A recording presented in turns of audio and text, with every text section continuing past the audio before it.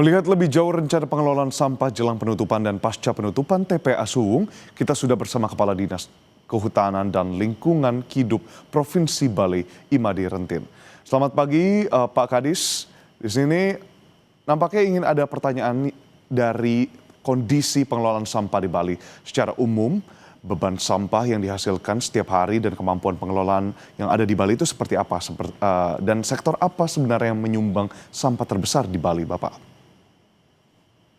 Ya, selamat pagi, salam sehat dari Bali. Dapat kami informasikan bahwa potensi timbulan sampah harian di Provinsi Bali lebih dari 3.400 ton per hari, dengan asumsi kurang dari 27% terkelola dengan baik, sisanya hampir di angka 73%, masih belum terkelola dengan baik dengan asumsi dua kategori.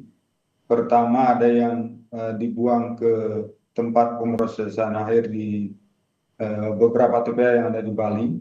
Yang kedua, ada indikasi terbuang ke dalam lingkungan. Ini yang dalam hal penegakan hukum, kami dengan beberapa tim gabungan termasuk support dari Kementerian Lingkungan Hidup sedang melakukan upaya penegakan termasuk pengawasan secara ketat. Hari ini saja tim Deputi Penegakan Hukum Kementerian Lingkungan Hidup Republik Indonesia akan melakukan pergerakan ke beberapa sektor, diantaranya adalah horeca, hotel, restoran, dan kafe.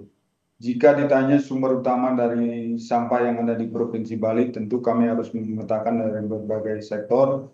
Sekurang-kurangnya ada belasan sektor, diantaranya ada sumber sampah itu sendiri adalah dari rumah tangga, tentu terkumpul menjadi desa, kelurahan, dan desa adat. Termasuk concern kami adalah di sektor pariwisata yang kami sebut dengan horeca, hotel, restoran, dan kafe yang relatif mendominasi berbagai pergerakan kehidupan perekonomian di Bali yang tentu membawa dampak munculnya atau timbulan sampah harian di Provinsi Bali. Berbicara keputusan Menteri Lingkungan Hidup yang memberikan sanksi administratif kepada kami di Bali, tentu sejak Mei 2025 yang hanya diberi batas waktu 180 hari, itu tepat jatuh di akhir Desember 2025, kami di pemerintah Provinsi Bali tentu melalui Dinas Kehutanan Lingkungan Hidup telah melakukan berbagai upaya. Salah satunya adalah aktivasi dan pembuatan instalasi pengolahan air limbah yang baru. Harapannya dengan IPAL yang dibuat baru ini bisa mengolah air limbah yang keluar dari tumpukan sampah di TPA Suwung, sehingga ketika menyebar atau berbaur ke lingkungan, dia tidak terindikasi mencemari lingkungan. Di sisi lain, indikasi pencemaran sampai ke air laut, kami sudah lakukan upaya penanaman kembali, reboisasi beberapa tanaman mangrove yang selama ini terindikasi mati akibat air limbah. Sementara, alhamdulillah, mangrove-mangrove yang kami tanam sampai dengan sekarang hidup dengan baik dan menandakan bahwa proses sedang berlangsung untuk proses pemulihan di TPA Sarbagita Suwung.